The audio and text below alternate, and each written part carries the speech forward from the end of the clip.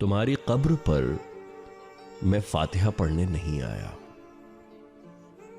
मुझे मालूम था तुम मर नहीं सकते।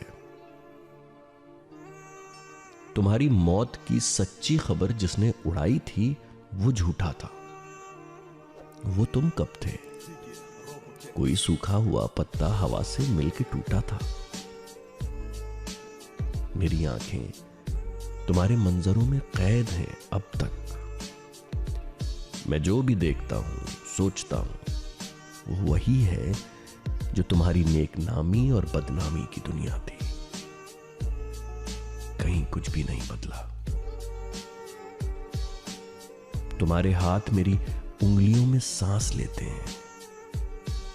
मैं लिखने के लिए जब भी कलम कागज उठाता हूं, तुम्हें बैठा हुआ मैं अपनी ही कुर्सी में पाता हूं। बदन में मेरे जितना भी लहू है वो तुम्हारी लग़्ज़िशों, नाकामियों के साथ बहता है। मेरी आवाज में छुपकर तुम्हारा जहन रहता है।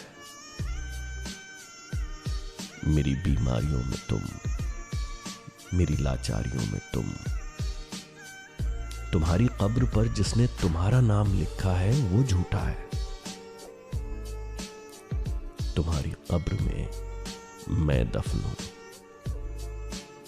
तुम मुझ में जिंदा हो। कभी फुर्सत मिले तो फातिहा पढ़ने चले आना।